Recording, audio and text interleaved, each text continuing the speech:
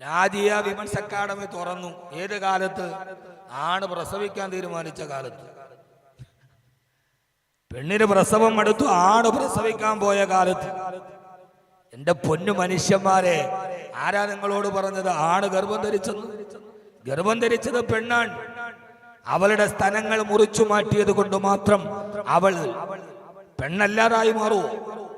അവളുടെ ഗർഭപാത്രം, അതിന്റെ ഉള്ളിലെ സ്ത്രീയുടെ ബയോളജിക്കലായിട്ടുണ്ടാകുന്ന എല്ലാ സവിശേഷതകളും നിലനിൽക്കെ സ്തനങ്ങൾ മാത്രം മുറിച്ചു മാറ്റിയ ഒരു പെണ്ണ് ഗർഭിണിയായപ്പോ സ്തനവും മുറിച്ച്, മുമ്പും മുറിച്ച്, ബാക്കും മുറിച്ച്, മുടിയും മുറിച്ചപ്പോ അത് ആടാണ് എന്ന് ലോകത്തോട് പറയുന്ന ആളുകളോട് ലോകാവസാനം വരെ പണിയെടുത്താലും, നാസയും യൂണിവേഴ്സിറ്റികളും പണിയെടുത്താലും, ലോകത്തിന്റെ സൂപ്പർ ഡിസൈനറായ അള്ളാഹുവിന്റെ സെട്ടിപ്പിനെ മറികടക്കാൻ കഴിയുന്ന ഒരു സംവിധാനവും ലോകത്തൊരാൾക്ക് സാധ്യമല്ല. ആണിനെ പെണ്ണാക്കാനോ പെണ്ണിനെ ആണാക്കാനോ. കാരണം ഇതിനെ ഡിസൈൻ ചെയ്തതാരാ? ആണിനെ പെണ്ണിനാണാകണമെങ്കിൽ സ്തനം മുറിച്ചു മാറ്റണം, പെണ്ണിന് സ്തനം വേണമെന്നും ആണിനത് വേണ്ടെന്നും ഡിസൈൻ ചെയ്ത ചിത്രകാരനാരാ? ലോകത്തിന്റെ സൂപ്പർ ഡിസൈനർ അത് അല്ലാഹുവാണ്. അവനാണ് ഡിസൈനർ. ആ ഡിസൈനിനപ്പുറത്തേക്ക് ഒരു ഡിസൈൻ ഉണ്ടാക്കാൻ, അവൻ ചെയ്ത ഡിസൈൻ ചെത്തി മാറ്റാനല്ലാതെ പിന്നെ വെച്ചു പിടിപ്പിക്കാൻ ബുദ്ധിമുട്ടാണ്. ആ കാലത്ത് നിങ്ങൾ വിചാരിക്കുന്നുണ്ടാകും ഇതിനകത്തൊക്കെ കുട്ടികളെ കിട്ടുമോ? ഞാൻ എൻ്റെ അനുഭവത്തിൽ നിന്ന് പറയാൻ, ഏറ്റവും കൂടുതൽ മുത്തഅല്ലിമീങ്ങൾ ദറസ് പഠിക്കാൻ വേണ്ടി ആലോചിച്ചു വരുന്ന കാലം ഇപ്പോഴാണ്. ഇപ്പൊ കുട്ടികൾ, എല്ലാ രക്ഷകർത്താക്കളും കുട്ടികളെ ഏതെങ്കിലും ഹാഫിളാക്കണം, ആലിമാക്കണം, അത് 2 വിദ്യാഭ്യാസവും എവിടെയെങ്കിലും കിട്ടുന്നെങ്കിൽ വാങ്ങിക്കണം എന്ന ഒരു കാലത്തിലേക്ക് എത്തി. കാരണം വീടിന്റെ ഉള്ളിൽ എല്ലാമുണ്ട്, സമാധാനം മാത്രമില്ല. നമ്മുടെ വീടിന്റെ ഉള്ളിൽ എല്ലാമുണ്ട്, ഇല്ലാത്തതെന്താ? സമാധാനമില്ല. മക്കളെ കൊണ്ടില്ല. രാവിലെ മുതൽ വൈകുന്നേരം വരെ വാപ്പ. ഞാനൊക്കെ കാഞ്ഞാറാണ് താമസം, എന്റെ വീട് കാഞ്ഞാറാണ്. എന്റെയൊക്കെ ഉമ്മാടെ ജോലി വീടിന്റെ പുറകിൽ നിന്ന് നോക്കിയാ മതി, പോയി ആറ്റി ചാടുന്നുണ്ടോ എന്ന് നോക്കിയാ മതി. വേറെ ഞങ്ങൾ വേറെ എടുത്തോട്ടും പോവാനില്ല. എന്റെയൊക്കെ ചെറുപ്പകാലത്ത് ഉമ്മാന്റെ ജോലി അവന്മാരെങ്ങാനും വെള്ളം കുടിയിക്കണ സമയത്ത് പുഴയിൽ പോയി ചാടുന്നുണ്ടോന്ന് നോക്കിയാ മതി. പുഴയിലല്ല, വീട്ടിൽ മക്കളുണ്ടെങ്കിൽ ഉമ്മ സ്വസ്ഥമായിട്ട് ഉറങ്ങും. കാരണം എന്താ? അവനപ്പുറത്തെ റൂമിലെ കട്ടില് പാവിരിച്ചിട്ട് ഇറങ്ങുന്നുണ്ടാകും. ഇന്ന് ഉമ്മായും വാപ്പായും പുഴയെ വീണെന്ന് നോക്കിയാൽ മതി. ഏതൊക്കെ കുഴി വീണെന്ന് നോക്കണം മക്കളെ. പ്രായപൂർത്തിയായ പെമ്മക്കള് വീട്ടിലുണ്ടെങ്കിൽ രാത്രി ഉമ്മാക്ക് ഉറക്കാൻ പറ്റുമോ? അപ്പുറത്തവളുടെ കയ്യിലൊരു മൊബൈൽ ഫോൺ ഉണ്ടെങ്കിൽ ഉമ്മയ്ക്ക് ഉറങ്ങാൻ കഴിയില്ല, വാപ്പക്ക് ഉറങ്ങാൻ കഴിയില്ല. ഒരു മൊബൈൽ ഫോണുമായി മോൻ വെളിയിലോട്ട് ഇറങ്ങിയാൽ പിന്നെ വാപ്പാക്ക് ആദിയാണ്. എന്റെ ഉമ്മ 10ാം ക്ലാസ്സിൽ ഞാൻ പഠിക്കുന്ന സമയത്ത് പലചരക്ക് സാധനം വാങ്ങിക്കാനുള്ള പൈസയിൽ നിന്ന് കാഞ്ഞാട്ടിലേക്ക് പറഞ്ഞു വിടും. തിരിച്ചു വരുന്നത് വരെ അവർക്കൊരു വേവലാതിയില്ല. കാരണം എന്താ? കൃത്യമായി കണക്ക് കൂട്ടി തന്ന പൈസ. അതുകൊണ്ട് എങ്ങോട്ട് ഓടാനാണ്? 9:30 VPMS വന്നാൽ അതിനകത്ത് കയറിയ തൊടുപുഴ വരെ എത്തും. അതിനപ്പുറത്തോട്ട് പോവോ? പോവില്ല.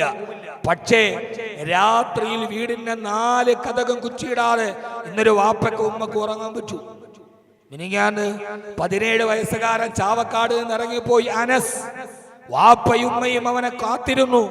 വന്നിട്ട് 3 ദിവസം കഴിഞ്ഞപ്പോ 6 നില കെട്ടിടത്തിൽ നിന്ന് ചാടി ആത്മഹത്യ ചെയ്ത 17 വയസ്സുകാരൻ മകന്റെ മയ്യത്താണ് വാപ്പയുടെയും ഉമ്മയുടെയും മുമ്പിൽ എത്തിയത്. മാതാപിതാക്കളെ കഷ്ടപ്പെടാനേ നമുക്ക് കഴിയൂ. സമാധാനത്തോടെ ഉറങ്ങാൻ കഴിയാത്ത വിധം അസ്വസ്ഥതകൾ നമ്മളെ പിടികൂടുമ്പോ യഥാർത്ഥത്തിൽ ഏറ്റവും വലിയ മടക്കം വീണ്ടും ആത്മീയതയിലേക്കാണ്. ഇനി ഞാൻ പറയുന്നു, നിങ്ങൾ തെറ്റോളി, ഏറ്റവും കൂടുതൽ ആളുകൾ ഇനി മടങ്ങുന്നത് ആത്മീയതയിലേക്ക്. ഭൗതികതയ്ക്ക് ഒരു എൻഡുണ്ട്. ഭാര്യയും ഭർത്താവും മക്കളും ഒക്കെ ആയിട്ട് അടിച്ച് തീർക്കാം. ഒരു വർഷം കഴിയുമ്പോ ഭർത്താവ് തന്നെ ചിന്തിക്കും, സമാധാനം ഇല്ലല്ലോ ഉടച്ചോനെ. ആടാം, പാടാം, രസിക്കാം, ചിരിക്കാം. എത്ര വരെ? ഏതുവരെ? എവിടം വരെ? ഇതിനെല്ലാം ഒരു അവസാനമുണ്ട്. ആ അവസാനമാണ് അല്ലാഹുവിന്റെ ഖുർആൻ നമ്മോട് അടിക്കടി പറഞ്ഞു തന്നത്.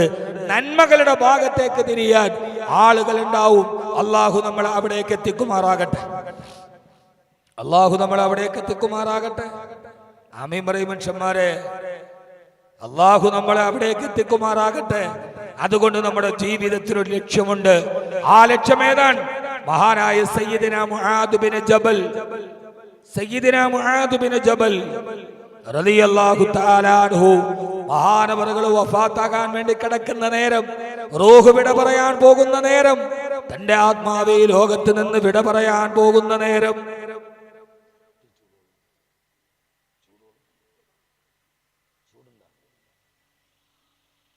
അള്ളാഹു നമ്മളെ സ്വീകരിക്കട്ടെ. എനിക്ക് ശബ്ദത്തിന് നല്ല പ്രശ്നമുണ്ട്, നിങ്ങളൊന്ന് സഹകരിച്ചാലും നമുക്ക് മുമ്പോട്ട് പോവാം. നിങ്ങൾ ഒരാനക്കമില്ലാതെ ബൈനൽ ഹയ്യ വൽ മയ്യത്തായിട്ട് ഇങ്ങനെ ഇരുന്ന് അങ്ങനെ ഹബീബായ നബി മുഹമ്മദ് മുസ്തഫ. ഇതെന്താ അടിപാടായത്? ഒരുമാതിരി പെടാപ്പാട് പെടണമാതിരി. നമ്മുടെ സദസ്സിനൊരു ജീവനുണ്ടല്ലോ.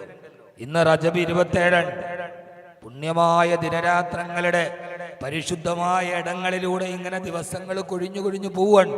അള്ളാഹു നമ്മളെ സ്വീകരിക്കട്ടെ. ബിഹഖി സ്വലാത്തുല്ലാഹ് സലാമുല്ലാഹ് അലാ ത്വാഹ റസൂലില്ലാഹ് സ്വലാത്തുല്ലാഹ് സലാമുല്ലാഹ് അലാ യാസീൻ ഹബീബില്ലാഹ് സ്വലാത്തുല്ലാഹ്.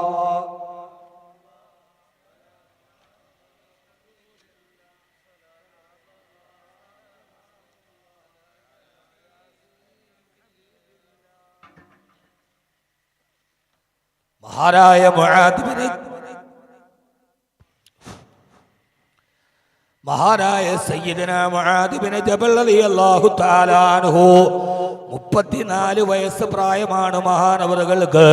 മഹാനവറുകൾ വഫാത്തിന്റെ സമയമാകുമ്പോ പ്രിയപ്പെട്ട വേലക്കാർ മകളോട് പറഞ്ഞു, മകളെ വെളിയിലോട്ടിറങ്ങി ഒന്ന് നോക്കുക. ഹൽ തലഅൽ ഫജ്റു, പ്രഭാതം വെളിയായോ? പ്രഭാതം വരാറായോ? സുബഹിയുടെ നമസ്കാരത്തിന് സമയമായോ?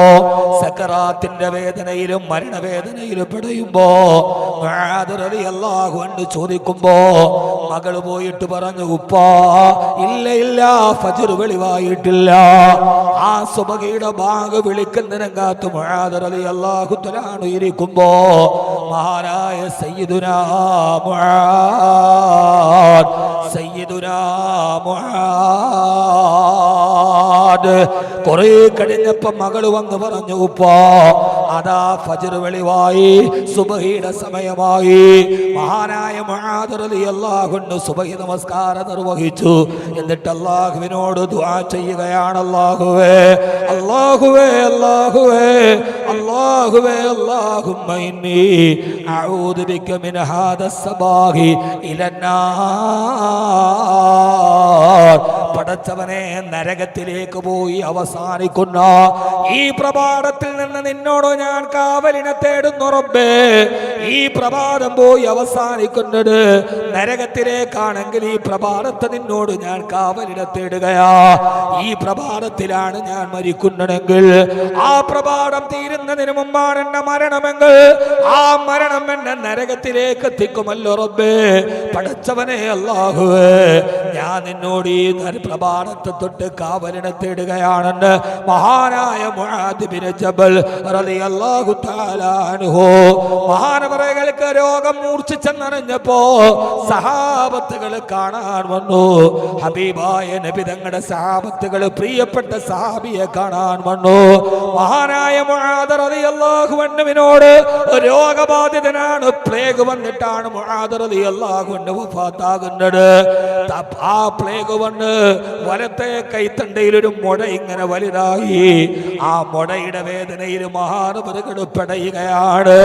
മുആദ് റളിയല്ലാഹു അൻഹുവിന്റെ അടുക്കലേക്ക് കൊണ്ട് സഹാബത്ത് പറഞ്ഞു, മുആദേ മുആദേ തഹൂറുൻ ഇൻഷാ അല്ലാഹ്, അല്ലാഹു നിങ്ങളുടെ രോഗം ശിഫയാക്കി തരട്ടെ എന്ന് സഹാബത്തുകൾ ദുആ ചെയ്തപ്പോ പ്ലേഗ് ബാധ വന്ന കൈത്തണ്ടയിലും മുഴ വന്ന സഖ്യമായ വേദനയിൽ പെടയുമ്പോ മുആദ് റളിയല്ലാഹു അൻഹുവിനോട് സഹാബത്തിന്റെ ദുആയാണത്, അല്ലാഹു നിങ്ങളുടെ രോഗത്തെ ശിഫയാക്കി തരട്ടെ. മുആദ് റളിയല്ലാഹു അൻഹു പറഞ്ഞു, വേണ്ട വേണ്ട വേണ്ട, എന്റെ രോഗം എനിക്ക് ഭേദമാകണ്ട.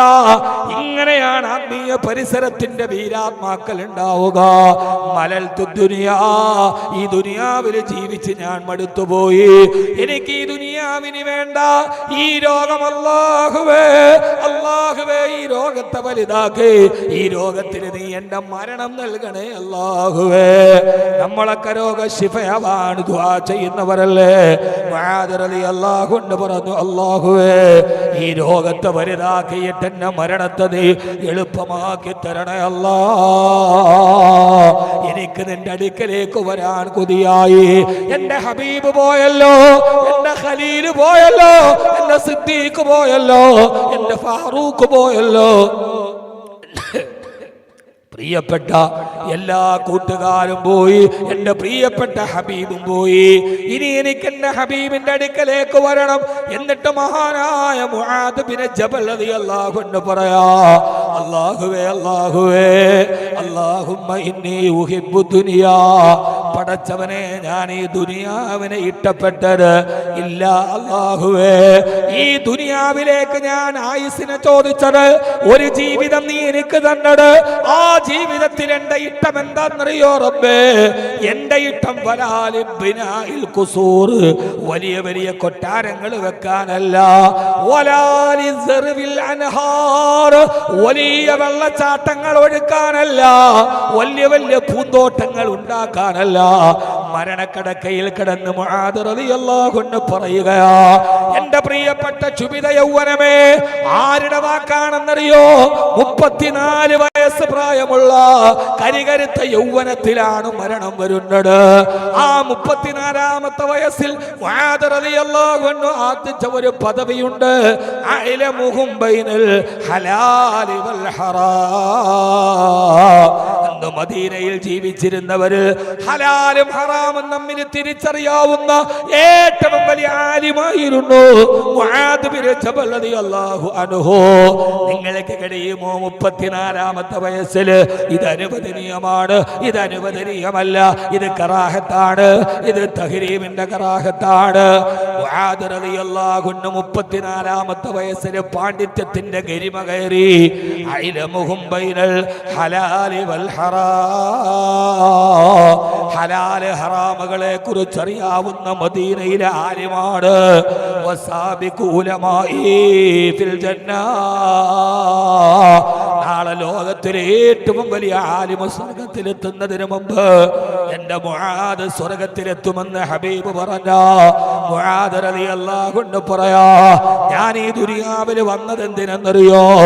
വലാലി ബിനാഇൽ ഖുസൂർ, വലിയ കെട്ടിടങ്ങൾ കെട്ടാനല്ല. വലാലി ദർവിൽ അൻഹാർ, വലിയ വെള്ളച്ചാട്ടങ്ങൾ ഉണ്ടാക്കാനല്ല. ഞാൻ ഇവിടെ വന്നത് എന്തിനെന്നറിയോ? ഇല്ലാലി സലാസ്, എന്റെ ജീവിതത്തിൽ 3 ലക്ഷ്യങ്ങളേ ഉള്ളൂ. ഒന്ന് ലി മുആമലത്തിൽ ഉലമായി മഅ ദിക്രി, വലിയ വലിയ ആലിമീങ്ങളോട് സഹവസിക്കുക, അവരുടെ ദിക്റിന്റെ മജ്ലിസിൽ പങ്കെടുക്കുക, വലിയ വലിയ ആലിമീങ്ങളോടുള്ള സുഹബത്ത് ഉണ്ടാവുക. ഇതിനാണ് ഞാൻ വന്നതെന്ന് മഹാനായ മുആദ് റളിയല്ലാഹു അൻഹു, മുആദ് റളിയല്ലാഹു അൻഹു പറയാ, എന്റെ ഏറ്റവും വലിയ വീക്ക്നെസ് 3 കാര്യങ്ങളാ. ഒന്ന് ഉലമാക്കളോടൊത്ത് സദസ്സിൽ പങ്കെടുക്കുക, രണ്ടാമത് നല്ല ചൂടുള്ള ദിവസത്തിൽ നോമ്പ് പിടിക്കുക, 3 ഖിയാമുൽ ബില്ലൈൽ, രാത്രിയിൽ എഴുന്നേറ്റ് നിസ്കരിക്കുക. ഈ 3 ആഗ്രഹമല്ലാതെ എനിക്കൊരാഗ്രഹമില്ല റബ്ബേ. അല്ലാഹുവേ ഇല്ലാ ലി മുആമലത്തിൽ ഉലമാ മഅ ദിക്രി, ആ ഉലമാക്കൾ ദിക്ർ ചൊല്ലുമ്പോ അവരുടെ കൂടെ ഇരുന്നിട്ട് എനിക്ക് പങ്കാളിയാവുക. ഞാനത് സാധിച്ചു റബ്ബേ. ലോകത്തിലെ ഏറ്റവും വലിയ ആലിമായ എന്റെ ഹബീബിന്റെ കൂടെ മദീനത്തിരിക്കാൻ എനിക്ക് എന്റെ റബ്ബ് ഭാഗ്യം നൽകി. നട്ടുച്ച നേരത്ത് ഞാൻ നോമ്പ് പിടിച്ചു. രാത്രി എഴുന്നേറ്റ് എന്റെ ഹബീബിന്റെ കൂടെ നിസ്കരിച്ചു. ഇനി എനിക്ക് എന്താഗ്രഹമാണ്, അല്ലാഹുവേ അല്ലാഹുവേ ഇനി എനിക്ക് ഈ ദുനിയാവ് വേണ്ടെന്ന് പറഞ്ഞ് മഹാനായ മുആദ് ബിൻ ജബൽ റളിയല്ലാഹു അൻഹു ഈ ലോകത്ത് നിന്ന് വിട പറഞ്ഞു അത്രേ. സഹോദരാ സഹോദരി, 1000 ആഗ്രഹങ്ങളും 1000 സന്തോഷങ്ങളും 1000 സ്വപ്നങ്ങളുമായി നാം ഇവിടെ ജീവിക്കുമ്പോ നമ്മുടെ ജീവിതത്തിന്റെ ഏറ്റവും വലിയ ആഗ്രഹം അല്ലാഹുവിലേക്ക് എത്തിക്കുന്ന ഖൈറുകളാവണം, പടച്ചവനിലേക്ക് അടുപ്പിക്കുന്ന നന്മകളാവണം. അല്ലാഹു നമ്മളെ നന്മകൾ ചെയ്യാൻ തൗഫീഖ് നൽകട്ടെ. ആമീൻ പറയ്. അല്ലാഹു നമുക്ക് നന്മകൾ ചെയ്യാൻ തൗഫീഖ് നൽകട്ടെ. അതുകൊണ്ട് ഓരോ സമൂഹവും, ആണാകട്ടെ പെണ്ണാകട്ടെ, എല്ലാവരും നന്മയിലോട്ടടുക്കുമ്പോഴാണ് സമൂഹം നന്നാവുക. ആ നന്മകളിലേക്ക് ഒരു ഉമ്മത്തിനെ കൊണ്ടുവരാനുള്ള സമുച്ചയമാണ് ഈ കാണുന്ന അറബി കോളേജുകളും വിമൻസ് അക്കാഡമിയും. എൻ്റെ പ്രിയപ്പെട്ട സഹോദരങ്ങൾ സഹോദരിമാർ, നന്മകളിലേക്ക് വരണം, നന്മകൾ ചെയ്യാൻ ആഗ്രഹമുണ്ടാകണം. മഹദിയായ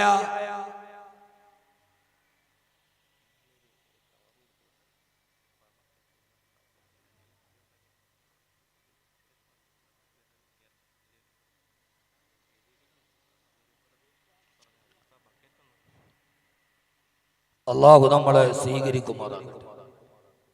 ആമീൻ പറയും. അല്ലാഹു നമ്മളെ സ്വീകരിക്കുമാറാകട്ടെ.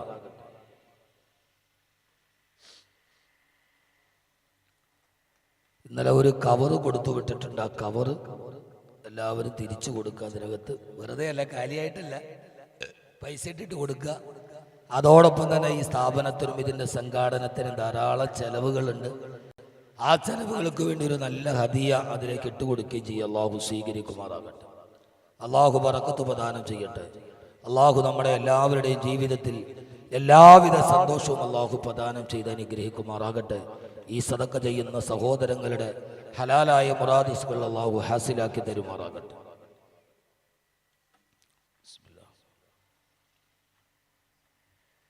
എല്ലാവരും അവരവരെ കൊണ്ട് കഴിയുന്ന എല്ലാ സദഖകളും ചെയ്യേണ്ട റബ്ബ് സുബ്ഹാനഹു വ തആല ഒരു 3 സ്വലാത്തിൽ സല്ലല്ലാഹു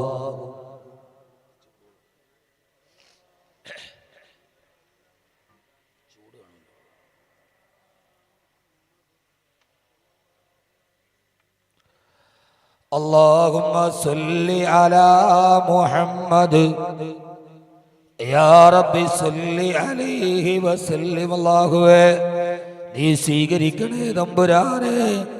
ഈ സദഖകൾ ചെയ്യുന്ന സഹോദരങ്ങളുടെ ഹലാലായ മുറാദുകളെ ഹാസിലാക്കണേ അല്ലാഹ്. അവരേതാഗ്രഹത്തോടെ ചെയ്യുന്നുവോ ആ ആഗ്രഹങ്ങളെ നീ സബലീകരിക്കണേ റഹ്മാനെ, സബലീകരിക്കണേ റഹ്മാനെ. കടബാധ്യതകളുള്ളവരാണെങ്കിൽ കടബാധ്യതകൾ മാറ്റിക്കൊടുക്കണേ അല്ലാഹ്. രോഗങ്ങളുള്ളവരാണെങ്കിൽ രോഗങ്ങളെ നീ ശിഫയാക്കണേ തമ്പുരാനെ. ആമീൻ ബിറഹ്മതിക യാ അർഹമർ റഹീമീൻ ബിഹഖി സല്ലല്ലാഹു.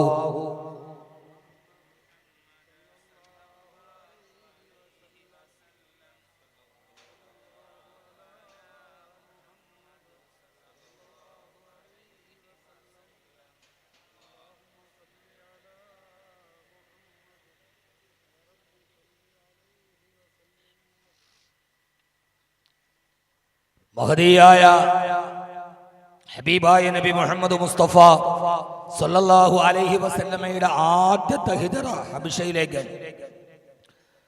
മഹാനായ ജഅഫർ ബിൻ അബീ താലിബ് റളിയല്ലാഹു അൻഹു, അവിടുത്തെ ഭാര്യ റുമൈസ റളിയല്ലാഹു അൻഹ, അവര് രണ്ടുപേരും ഹിജ്റ പോയി. ആദ്യത്തെ ഹിജ്റ സംഘത്തിൽ പോകുന്നത് എത്തോപ്യയിലേക്കാണ്, ആഫ്രിക്കയിലേക്ക്. ആദ്യമായി കടല് കടന്നിട്ടുള്ള ഹിജ്റയാണത്. സഹാബാക്കളുടെ ഇടയിൽ ആദ്യമായി കടല് കടന്നവർ ഇതേവരെ കടല് കടന്നിട്ടില്ല. കപ്പലിലേറിയുള്ള യാത്ര ഇന്നത്തെ പോലെ സൗകര്യമുള്ള കപ്പലല്ല. ആ കപ്പലിൽ 80ഓളം ആളുകൾ. ആ കൂട്ടത്തിൽ മഹാനായ അലി റളിയല്ലാഹു അൻഹു, മഹദിയായ ഉമൈസ റളിയല്ലാഹു അൻഹ, അവരുടെ കുഞ്ഞുമായിട്ട് ആ കൈക്കുഞ്ഞിനെയും കയ്യിൽ പിടിച്ച് ദിവസങ്ങളോളം ഭാഷയറിയാത്ത പരിചിതമല്ലാത്ത ആഫ്രിക്കയിലേക്ക് ഹിജ്റ പോയടാൻ. ഞാൻ പറയുന്നത് ഒരു സ്ത്രീ വിദ്യാഭ്യാസത്തിന്റെ ആവശ്യകത ചരിത്രത്തിന്റെ റുമൈസാകുമാരെ സൃഷ്ടിക്കാൻ കഴിയുന്ന ഒരു വൈജ്ഞാനിക വിപ്ലവത്തിന്റെ മേഖലകൾക്ക് തിരികൊളുത്തണം. അവരവിടെ നിന്ന് മാസങ്ങളോളം സഞ്ചരിച്ച് ഹബീബായ നബി തങ്ങൾ പറഞ്ഞു, ജാഫറേ എത്തോപ്പിലേക്ക് ഇതര പോയിക്കൊള്ളുക. സഹോദര, ആരാരുമില്ലാത്ത സർവ്വതും മക്കയിൽ ഉപേക്ഷിച്ച് ആഫ്രിക്കയിലേക്ക് കരുത്തിരുണ്ട ആഫ്രിക്ക, ഭാഷ അറിയാത്ത ആഫ്രിക്ക, പരിചിതരായ ഒരാൾ പോലുമില്ലാത്ത ആഫ്രിക്കയിൽ 60ഓളം വരുന്ന സഹാബത്തുകൾ അവരുടെ കുടുംബസമേതം എത്തോപ്പിയിലേക്ക് ഹിജറ പോയി. പക്ഷേ മക്കയെ കുറിച്ചുള്ള അറിവില്ല, അല്ലാഹുവിന്റെ റസൂലിന് എന്ത് പറ്റിയെന്നറിയില്ല, ഹബീബിന്റെ അവസ്ഥ അറിയില്ല. അങ്ങനെ മാസങ്ങളോളം വർഷങ്ങളോളം ആയിരുണ്ട ആഫ്രിക്കയിൽ അവരിങ്ങനെ കഴിച്ചു കൂട്ടുമ്പോ ഞാൻ ആ ചരിത്രം പറയലല്ല, അവസാനമാണ് അറിയുന്നത് ഹബീബായ നബി തങ്ങൾ ഹിജറ ചെയ്തു മദീനത്തെത്തിയിട്ടുണ്ട് എന്ന്. മക്കയിലെ പീഡനങ്ങൾ അവസാനിച്ചല്ലാണ്ട് റസൂല് മദീനയിൽ വന്നെന്നറിഞ്ഞപ്പോ മഹദിയായ ഉമൈസ റളിയല്ലാഹു അൻഹാ ആ ഹിജറ പോയ സംഘം മദീനയിലേക്ക് എത്തി. ഹബീബായ നബി തങ്ങളെ കണ്ടിട്ട് മാസങ്ങളായി. അല്ലാഹുവിന്റെ റസൂലിനെ കാണാൻ ദീർഘനാള് കട്ടപ്പാടുകൾ സഹിച്ച് യാത്ര ചെയ്തു മദീനയിൽ വന്നപ്പോ മസ്ജിദുൻ നബവിയിൽ അല്ലാഹുവിന്റെ ഹബീബില്ല. ഉമൈസ റളിയല്ലാഹു അൻഹയോട് ചോദിച്ചപ്പോ ആരോ പറഞ്ഞു ഹഫ്സ ബീവിയുടെ വീട്ടിൽ അല്ലാഹുവിന്റെ റസൂലുണ്ടെന്നറിഞ്ഞ് മാസങ്ങൾക്ക് ശേഷം പ്രിയപ്പെട്ട ഹബീബിനെ കാണാനുള്ള ആഗ്രഹത്തോടെ മഹദിയായ ഉമൈസ റളിയല്ലാഹു അൻഹാ നേരെ ഹബീബിന്റെ വീട്ടിൽ വന്നപ്പോ ഹഫ്സ ബീവിയുടെ വീട്ടിലെത്തി. അല്ലാഹുവിന്റെ റസൂൽ ഹഫ്സ ബീവിയുടെ വീട്ടിലുമില്ല. ഹഫ്സ ബീവി ഇങ്ങനെ ഹിജറയുടെ ആഫ്രിക്കയുടെ വിശേഷങ്ങൾ ഇങ്ങനെ ചോദിച്ചറിഞ്ഞുകൊണ്ടിരിക്കുമ്പോ ആ സമയത്താണ് ഹഫ്സ റളിയല്ലാഹു അൻഹയുടെ പിതാവായ ഉമർ റളിയല്ലാഹു അൻഹു അവിടേക്ക് കടന്നു വരുന്നത്. നോക്കിയപ്പോ അവിടെ ഉമൈസ ബീവി ഇരിക്കുന്നുണ്ട്. മഹദിയോട് ചോദിച്ചു, മകളോട് ചോദിച്ചു, ഉമറേ ഇതാരാണ് ഇരിക്കുന്നത്? അല്ലാഹുവിന്റെ ഹബീബിന്റെ പ്രിയപ്പെട്ട ഭാര്യ ഹഫ്സ ബീവി പറഞ്ഞു, ഉപ്പോ ഇത് ഉമൈസ റളിയല്ലാഹു അൻഹയാ, ഇവരാണ് എത്തോപ്പിലേക്ക് ഹിജറ പോയവരിൽ പെട്ടടാ. ഉടനെ ഉമർ റളിയല്ലാഹു അൻഹു തിരിച്ചു ചോദിച്ചു, ഓ വഹശിയത്തു ഹാദിഹി, ആ എത്തോപ്പിലേക്ക് പോയ പെണ്ണാണോ ഇത് എന്ന് പറഞ്ഞപ്പോ ഉമൈസ ബീവി ഇരിക്കുന്നുണ്ട്. ഉമർ റളിയല്ലാഹു അൻഹു ഉമൈസ ബീവിയോട് പറഞ്ഞു, ഉമൈസ ആദ്യമായി എത്തോപ്പിയിലേക്ക് ഹിജറ പോയി എന്നതിൽ നിങ്ങൾ വലിയ ഞെളിവിരി കൊള്ളണ്ട. കാരണം രണ്ടാമത് ഞങ്ങളാണ് മദീനയിലേക്ക് ഹിജറ വന്നത്. ഹാജർനാ മഅ റസൂലില്ലാഹ് സബഖനാകും ബിൽ ഹിജ്റതി മഅ റസൂലില്ലാഹ്. ഞങ്ങൾ ഹിജറ വരുമ്പോ ഞങ്ങളുടെ കൂടെ അല്ലാഹുവിന്റെ റസൂലുണ്ട്. നിങ്ങൾ എത്തോപ്പിയിലേക്ക് പോയപ്പോ കൂടെ ഹബീബില്ലല്ലോ, അതുകൊണ്ട് ഞങ്ങളുടെ ഹിജറക്കാണ് പ്രതിഫലം കൂടുതലുണ്ട്. ഉമർ റളിയല്ലാഹു അൻഹു പറഞ്ഞപ്പോ ഉമൈസ ബീവിക്ക് സങ്കടം വന്നു. പ്രതിഫലത്തിന്റെ കാര്യത്തിൽ പ്രശ്നമായി. ഉമർ റളിയല്ലാഹു അൻഹു ഉമൈസയോട് പറഞ്ഞു, ഉമൈസ ബീവിയോട്, ഞങ്ങളുടെ കൂടെ നബി ഉള്ളത് കൊണ്ട് ഞങ്ങളുടെ ഹിജറക്കാണ് പ്രതിഫലം കൂടുതൽ, അല്ലാഹുവിന്റെ റസൂൽ കൂടെ ഇല്ലാത്തത് കൊണ്ട് നിങ്ങൾക്ക് എത്തോപ്പിയിലേക്ക് പോയതിന് പ്രതിഫലം കുറവാ. നമുക്ക് ആർക്കെങ്കിലും വല്ല ബേജാറുണ്ടോ പ്രതിഫലം കുറവായാൽ? തൊപ്പിയിട്ട് നിസ്കരിച്ചില്ല പ്രതിഫലം കുറവാ, കിട്ടണ മതി. പള്ളിക്കലെ ഖത്തീബ് പറഞ്ഞു, തലമറച്ചിട്ട് നിസ്കരിച്ചാൽ പ്രതിഫലം കൂടുതലാ, വേണ്ട കിട്ടണ മതി. നമ്മളെല്ലാവരും കിട്ടണത് മതി എന്നുള്ള ആളുകളാണ്, ഉള്ളത് മതി. ലോകത്തുള്ള മുഅ്മിനീങ്ങൾ 3 വിഭാഗമാണ്. തുമ്മ ഔറത്തനൽ കിതാബല്ലദീന ഇസ്തഫൈന, ഞാനല്ല ഖുർആൻ. ഫമിൻഹും ളാലിമുൻ ലിനഫ്സി ഫമിൻഹും മുഖ്തസിദ് വമിൻഹും സാബിഖുൻ ബിൽ ഖൈറാത്തി ബിഇദ്നില്ലാ. 3 വിഭാഗം ആളുകളാണ്. ഒന്ന് ഫമിൻഹും ളാലിമുൻ ലിനഫ്സി, തമ്മാടിത്തരം ചെയ്ത് ജീവിക്കണവർ. രണ്ടാമത്തേത് ഫമിൻഹും മുഖ്തസിദ്, എന്ന് പറഞ്ഞാൽ നമ്മൾ ഉള്ളതൊക്കെ മതി. നമ്മൾ മുഖ്തസിദീങ്ങളാണ്. മുഖ്തസിദ് എന്ന് പറഞ്ഞാൽ കരിക്കണ അത് മതി, നോമ്പണ്ട അത് മതി, ഉള്ളത് കൊണ്ട് ഇത് മതി എന്ന് പറഞ്ഞ് ജീവിക്കുന്ന ആളുകൾ. മൂന്നാമത്തേത് ഫമിൻഹും സാബിഖുൻ ബിൽ ഖൈറാത്തി ബിഇദ്നില്ലാ, എന്തൊക്കെ ഖൈറുകൾ സമ്പാദിക്കാൻ പറ്റുമോ അതിനു വേണ്ടി ഓടി നടക്കണം. നമ്മളിനകത്ത് ഏതാ മനുഷ്യന്മാരെ? എന്റെ പൊന്നു ഹബീബിങ്ങളെ, നമ്മളിതിനകത്ത് ആരാ? മുക്കത്തസീദ് എടാ, റജബ് 27 പിടിയിടാ. വെള്ളിയാഴ്ച രാമായുണ്ട്, അല്ലെ തിങ്കളാഴ്ച രാമായുണ്ട്, പതിവിലും അതീതരും ഇല്ല, ഖുർആനിലും ഇല്ല. ഒന്നാം വേണ്ട, ഞാൻ അതീതി നോക്കിയിട്ടുമില്ല, ഖുർആനി നോക്കിയിട്ടുമില്ല. വേണ്ട എടാ, നിന്നേക്കാളും വലിയ വലിയ വലിയ അഗ്രഗണ്യന്മാർ ഇത് പിടിച്ചിട്ടുണ്ട്. നമുക്ക് വേണ്ട, അവർ പിടിക്കട്ടെ. ഇമാതിരി ഒരുമാതിരി അഴകൊടമ്മ മനുഷ്യന്മാരാ നമ്മൾ. ഇങ്ങനെ ആയ എവിടെ പോവാന്? പടച്ചോന്റെ സ്വർഗത്തില. ഈ ദുനിയാവിന്ന് വിട പറഞ്ഞു പോയാൽ എങ്ങോട്ട് പോവാന്? നമ്മൾ മുഖത്തസിദീങ്ങളാകരുത്. പടച്ചോന്റെ ഫദ്ല് കൊണ്ടൊരു ഖൈറ് ചെയ്യാൻ അവസരം കിട്ടിയാൽ ആ ഖൈറ് ചെയ്യാനുള്ള അവസരത്തെ പരമാവധി പ്രയോജനം ചെയ്യണം. ഇന്നൊരു ഖൈറ് ചെയ്യാൻ അവസരം കിട്ടിയാൽ ചെയ്തിട്ടേ കിടക്കാവൂ. നാളെ എഴുന്നേറ്റില്ലെങ്കിൽ എന്ത് ചെയ്യും? നാളെ ആവട്ടെ, ഇൻഷാ അല്ലാഹ് നോക്കാം എന്ന് കരുതരുത്. ഇന്നൊരെണ്ണം ചെയ്യാൻ അവസരം കിട്ടിയോ,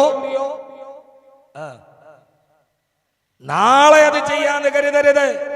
കാരണം ഇന്നലകൾ കഴിഞ്ഞുപോയി, നാളെ ഉറപ്പില്ല. ഇന്ന് നിന്റെ സ്വന്തമാണ്. നിനക്ക് സ്വന്തമായിരിക്കുന്ന സമയത്ത് ചെയ്യണം. ഇന്നലകൾ പോയി. മല മാമല ഫാത്തമ ഫാത്ത മല മാമല. നാളകൾ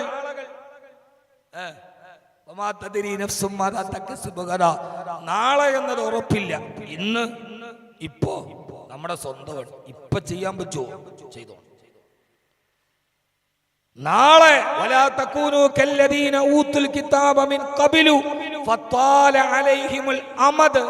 നാളത്തേക്കാവട്ടെ എന്ന് കരുതി പിഴച്ചു പോയതുപോലെ, നഷ്ടപ്പെട്ടു പോയതുപോലെ നിങ്ങൾ ആവരുത് എന്ന് അല്ലാഹു അടിക്കടി പറയാൻ നമ്മളോട്.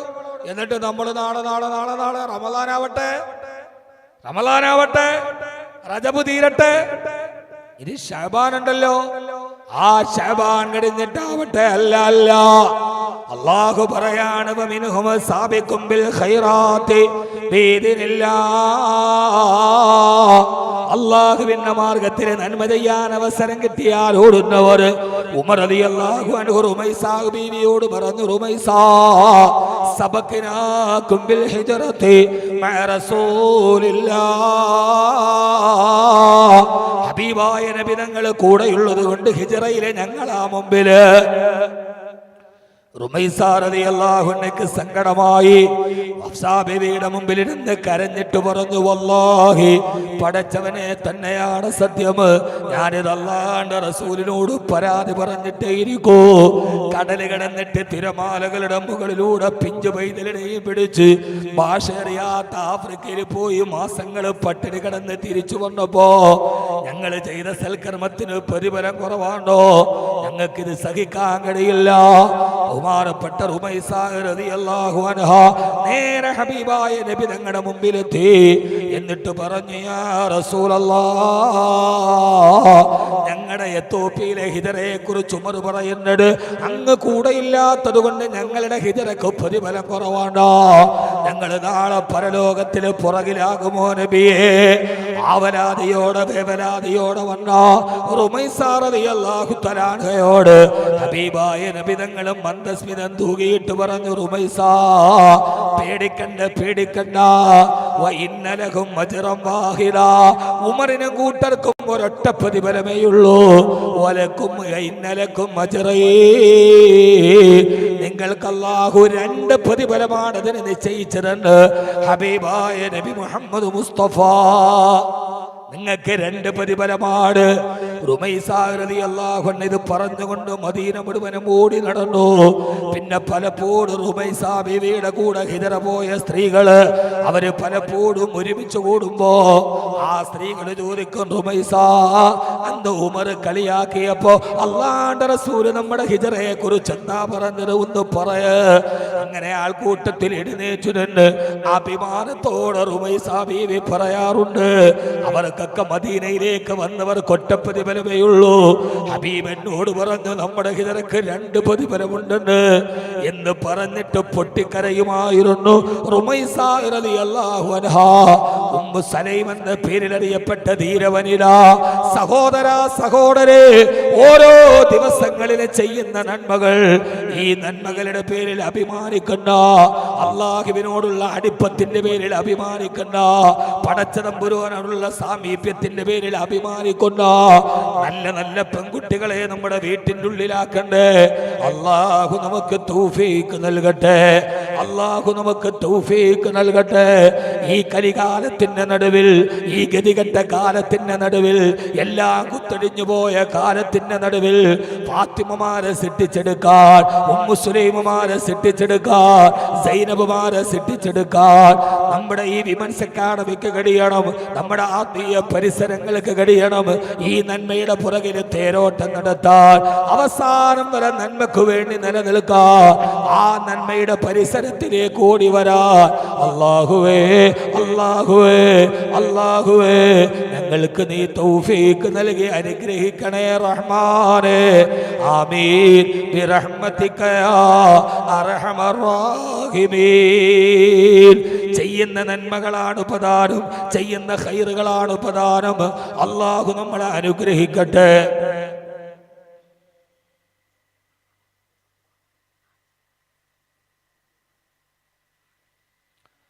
അല്ലാഹു നമുക്ക് ഖൈർ നൽകി അനുഗ്രഹിക്കട്ടെ. ആമീൻ പറയ്.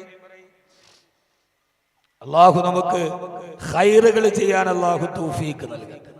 നല്ല പെൺകുട്ടികളെ, നല്ല ഫാത്തിമ ബീവിക്കൊരു പേരുണ്ട്, അത്താഹിറ അൽ മുത്തഹറ. ഈ ഫാത്തിമ ബീവി ജീവിച്ച നാട്ടിലാണ് ലോകത്തിലെ എല്ലാ ആഭാസവും നടന്നത്. നഗ്നനൃത്തങ്ങൾ, മദ്യപാനം, ചൂതാട്ടം, പെണ്ണുപിടി, വ്യഭിചാരം എന്നു വേണ്ട, ഇതിനേക്കാൾ കരിമേഘം നടന്നു നിന്ന ഒരു കാലത്ത് ജീവിച്ച പെണ്ണിനെ ചരിത്രം പേരിട്ട് വിളിച്ചു അത്താഹിറ, പരിശുദ്ധ, പരിശുദ്ധ. അതുകൊണ്ട് കാലത്തിന്റെ പേക്കൂത്തുകളിൽ പെടാനല്ല, ഇങ്ങനെയുള്ള കാലത്ത് തന്നെയാണ് പരിശുദ്ധകൾ ഉണ്ടാകേണ്ടത്. പള്ളിയുടെ മിഹ്റാബിന്റെ ഉള്ളില് വെളിയിലിറങ്ങാതെ ജീവിച്ച ഒരു പെൺകുട്ടി പരിശുദ്ധയാന്ന് പറയലല്ലോ.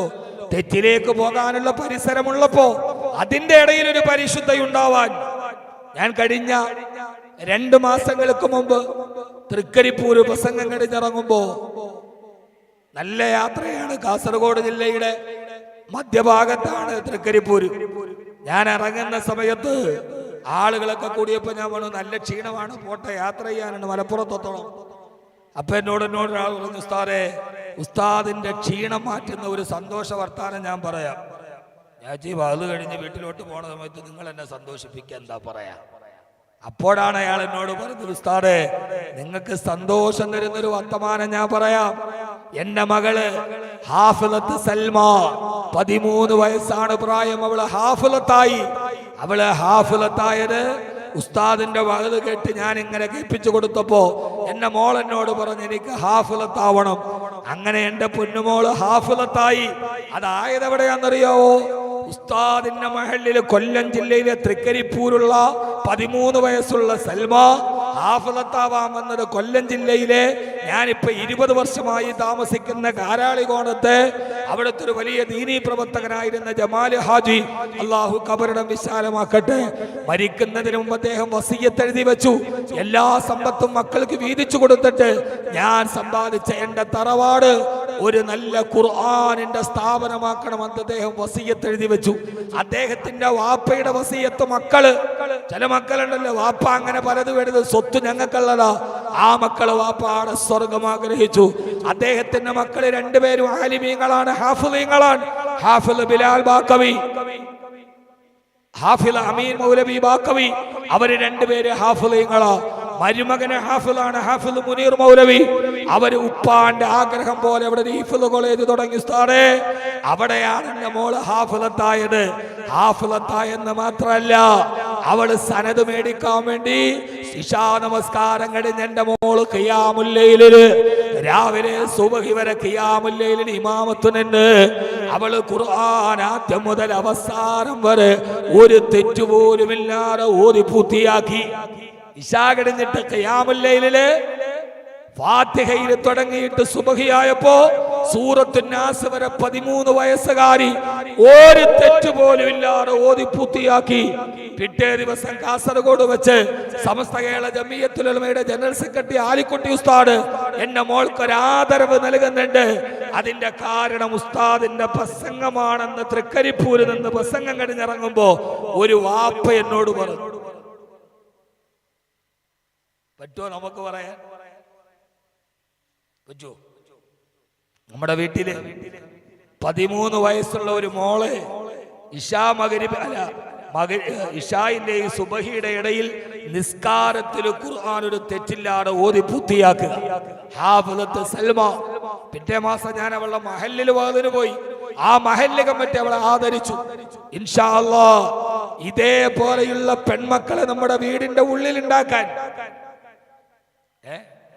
വാപ്പാന്റെ കൈപിടിക്കാൻ, ഉപ്പാന്റെ കൈപിടിക്കാൻ, അങ്ങനെ സ്വർഗത്തിലേക്ക് എത്താൻ കഴിയുന്ന നല്ല മക്കളെ അള്ളാഹു നമുക്ക് നൽകി അനുഗ്രഹിക്കട്ടെ. നല്ല നല്ല പൊന്നുമക്കളെ അള്ളാഹു നമുക്ക് നൽകി അനുഗ്രഹിക്കുമാറാകട്ടെ. അതുകൊണ്ട് നാജിയുടെ പ്രവർത്തനത്തിനു വേണ്ടി ഒരു സഹോദരി ഒരു സ്വർണവള, 1 പവനുള്ള ഒരു സ്വർണവള, മാഷാ അല്ലാഹ്, ഖുലൂ തക്ബീർ, ഖുലൂ തക്ബീർ, ഖുലൂ തക്ബീർ. അള്ളാഹു സ്വീകരിക്കുമാറാകട്ടെ. ആ സഹോദരിക്ക് ഈ സദക്കയുടെ ബറക്കത്ത് കൊണ്ട് അള്ളാഹു അതുപോലെ വിശുദ്ധ ഖുർആൻ ഒരൊറ്റ രാത്രി കൊണ്ട് ഓതി പൂർത്തിയാക്കുന്ന ഒരു ഹാഫിളത്തായ പൊന്നുമോളെ നൽകണേ അല്ലാഹ്. ചോദിക്കാതെ നമ്മുടെ പ്രിയപ്പെട്ട പെൺകുട്ടികൾക്ക് ദീൻ പഠിപ്പിക്കാനുള്ള ഈ മഹാസംരംഭത്തിന് വേണ്ടി തന്ന ഈ വലിയ സദക്കയെ നീ സ്വീകരിക്കണേ അല്ലാഹ്. സഹോദരിമാരെ, ഒരു സ്വർണ്ണാഭരണം ഈ പെൺകുട്ടികൾക്കാണ് സ്ഥാപനം വേണ്ടത്, ആൺകുട്ടികൾക്കല്ല. ആൺകുട്ടികൾക്ക് ധാരാളം സ്ഥാപനമുണ്ട് പെൺകുട്ടികൾക്ക് പഠിക്കാൻ. എത്രയോ ആളുകളാ ഹംദാനി വരുന്നറിയോ? സ്ഥലം പെൺകുട്ടികൾക്കുണ്ടോ? പെൺകുട്ടികൾക്കുണ്ടോ? ഇപ്പൊ ഹംദാൻ ഫൗണ്ടേഷൻ അഡ്മിഷന്റെ ടൈമാണ്. എത്ര കോളുകൾ പെൺകുട്ടികൾക്ക് ഇല്ല. അതിനൊരു വലിയ ബദലാണ്. യഥാർത്ഥത്തിൽ നമ്മൾ സ്വർണ്ണം അഴിച്ചു കൊടുക്കണമെങ്കിൽ നാജിയക്ക് വേണ്ടി കൊടുക്കണം. കാരണം പെൺമക്കളെ സുരക്ഷിതമായി പഠിപ്പിക്കുന്ന സ്ഥാപനങ്ങളില്ല. ധാരാളം സൗകര്യം അതിനു വേണ്ടി ഒരുക്കേണ്ടതുണ്ട്. ഒരു നില കൂടി പണിയേണ്ടതുണ്ട്. ഇതുപോലെ ഹാഫിളത്തുകളായ പെൺകുട്ടികളെ സൃഷ്ടിക്കാൻ, ആലിമത്തുകളായ പെൺകുട്ടികളെ സൃഷ്ടിക്കാൻ ഒരു നില കൂടി ഉണ്ടാക്കണം. ഒരു 10 സ്ക്വയർ ഫീറ്റിന് 7500 രൂപയാണ്. ഇവിടെ ഇരിക്കുന്ന സഹോദരങ്ങളിൽ കഴിയുന്നവരൊക്കെ ഒരു 10 square feet, 20 square feet, 10 square feet 7500 രൂപയോ. ഇൻഷാ അല്ലാഹ് കഴിയുന്നവരൊക്കെ 10 ഞാൻ കൊടുക്കാം, 20 ഞാൻ കൊടുക്കാം, 30 എത്രയാണോ നിങ്ങളെ കൊണ്ട് കഴിയുന്നത് ഇൻഷാ അല്ലാഹ് ഒന്ന് പറഞ്ഞാൽ അത് നമ്മുടെ ഈ പ്രവർത്തനങ്ങൾക്ക് വലിയ ഒരു കൂട്ടായ്മയാകും. അള്ളാഹു സ്വീകരിക്കുമാറാകട്ടെ. ഒരു 10 സ്ക്വയർ ഫീറ്റ് വെച്ച് പറയാൻ പറ്റുന്നവരാരാ ഉള്ളത്? 20 സ്ക്വയർ ഫീറ്റ് 15000 രൂപ, 25 സ്ക്വയർ ഫീറ്റ് 22,500 രൂപ. ഇൻഷാ അല്ലാഹ് ആരാന്ന് പറയാ? ഒരു ജാരിയായ സദഖയായി അല്ലാഹു ഇതിനെ സ്വീകരിക്കട്ടെ. നമ്മുടെ ഖിയാമത്ത് നാൾ വരെ നിലനിൽക്കുന്ന ഒരു സദഖയായി അല്ലാഹു സ്വീകരിക്കുമാറാകട്ടെ. നമ്മുടെ ജീവിതത്തിലെ ചില നാഴികക്കല്ലുകളുണ്ട്, ഞാൻ അധികം നീട്ടുന്നില്ല. ധാരാളം ഹാഫിളീങ്ങളും ആലിമീങ്ങളും ഒക്കെയുള്ള ഈ സദസ്സിൽ നമുക്ക് ദുആയോടുകൂടി പിരിയാം. അല്ലാഹു നമ്മളെ സ്വീകരിക്കുമാറാകട്ടെ. ഇൻഷാ അല്ലാഹ് ഒരു 10 സ്ക്വയർ ഫീറ്റ് കൈവയ്ക്കാൻ മതി ഉസ്താദെ. 10 സ്ക്വയർ ഫീറ്റ് ഞാൻ കൊടുത്തേക്കാം. മാഷാ അല്ലാഹ്. 2, 3 മാഷാ അല്ലാഹ്. ഒരു ഉസ്താദ് തുടക്കം കുറിച്ചു. അല്ലാഹു ഇൽമിന് ബറക്കത്ത് നൽകട്ടെ. നാഫിയാ ഇൽമു പ്രദാനം ചെയ്യണേ അല്ലാഹുവേ. പടച്ചവനെ മുത്താലയിൽ തബഹുർ നൽകണേ അല്ലാഹ്. അദ്ദേഹത്തിന്റെ പ്രിയപ്പെട്ട മക്കളെ ഹാഫിളത്തുകളും സാലിഹത്തുകളുമാക്കണേ തമ്പുരാനെ. 20 മാഷാ അല്ലാഹ്. ആ പ്രിയപ്പെട്ട സഹോദരൻ 20 സ്ക്വയർ ഫീറ്റ് അല്ലാഹുവേ.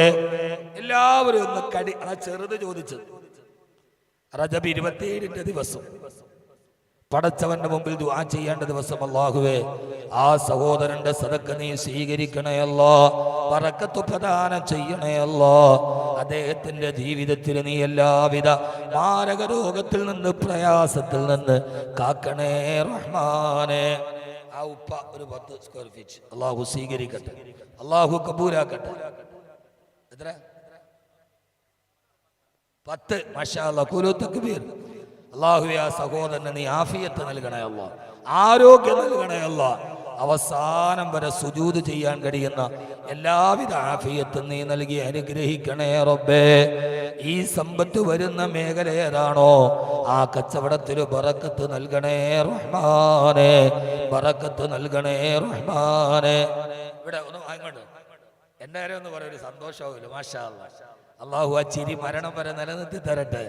അള്ളാഹുവേ ആ പറയുന്ന ഉപ്പമാരുടെ പൊന്നുമക്കളെ സൽസ്വഭാവികളാക്കണേ അല്ലാ, എല്ലാവിധ വഴികേടിൽ നിന്ന് കാക്കണേ അല്ലാ, എല്ലാവിധ പ്രയാസത്തിൽ നിന്ന് കാക്കണേ റബ്ബേ. ഖുർആൻ മനപ്പാഠമാക്കുന്ന മാതാപിതാക്കൾക്ക് ഗുണമേകുന്ന പൊന്നുമക്കളാക്കി കൊടുക്കണേ റഹ്മാനെ. 10 സ്ക്വയർ ഫീറ്റ് മാഷാ അല്ലാഹ്. 20 സ്ക്വയർ അദ്ദേഹം 10 സ്ക്വയർ ഫീറ്റ്. അല്ലാഹുവേ നീ സ്വീകരിക്കണേ റബ്ബേ. അദ്ദേഹത്തിന്റെ ജീവിതത്തിൽ ബറക്കത്ത് നൽകണേ അല്ലാ, സന്തോഷം നൽകണേ അല്ലാ. 20 സ്ക്വയർ ഫീറ്റ് പറഞ്ഞ സഹോദരൻ ഇത് പറയുമ്പോ മനസ്സിലേത് മുറാദാണോ ഹാസിലാക്കി കൊടുക്കണേ റഹ്മാനെ. സന്തോഷം പ്രദാനം ചെയ്യണേ അല്ലാ. മനസ്സിലെന്തെങ്കിലും ബുദ്ധിമുട്ടുകൾ ഉണ്ടെങ്കിൽ മാറ്റിക്കൊടുക്കണേ റഹ്മാനെ, മാറ്റിക്കൊടുക്കണേ റഹ്മാനെ. ഭാര്യയോടത്ത് മക്കളോടത്ത് സന്തോഷ സമാധാന ജീവിതം നൽകണേ അല്ലാ. ഒന്ന് കൈവയ്ക്കാൻ മതി. 10 സ്ക്വയർ ഫീറ്റ് 7500 രൂപ.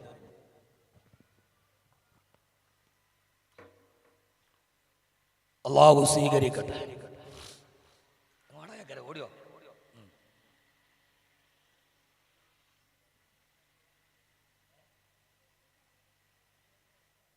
അന്റെ ഉപ്പച്ചി 20 സ്ക്വയർ ഫീറ്റാ, ഓന്റെ ഉപ്പച്ചി 20 സ്ക്വയർ ഫീറ്റ്.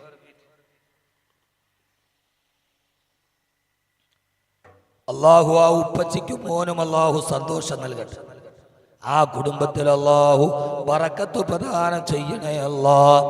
വന്നു പറഞ്ഞ പൊന്നുമോനെ ഖുർആൻ മനപ്പാഠമാക്കുന്നൊരു ഹാഫിളായി, ആ കുടുംബത്തിന് വിളക്കായി, നല്ല ഒരു പൊന്നുമോനായി നീ നൽകണേ റഹ്മാനെ, നീ നൽകണേ റഹ്മാനെ, നീ നൽകണേ റഹ്മാനെ. ഇൻഷാ അല്ലാഹ് ഇനി പെട്ടെന്ന് പറയാം.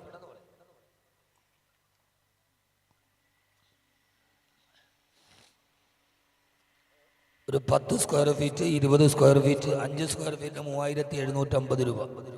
1 സ്ക്വയർ ഫീറ്റിന് 750 രൂപ. അത്രയ്ക്ക് പൈസ കുറവാണ് ഇവിടെ. സാധാരണ ഒരു സ്ക്വയർ ഫീറ്റ് ഒരു 1200 ഒരു എഡ്യൂക്കേഷൻ ബിൽഡിങ്ങിന്റെ കെട്ടിടത്തിൽ.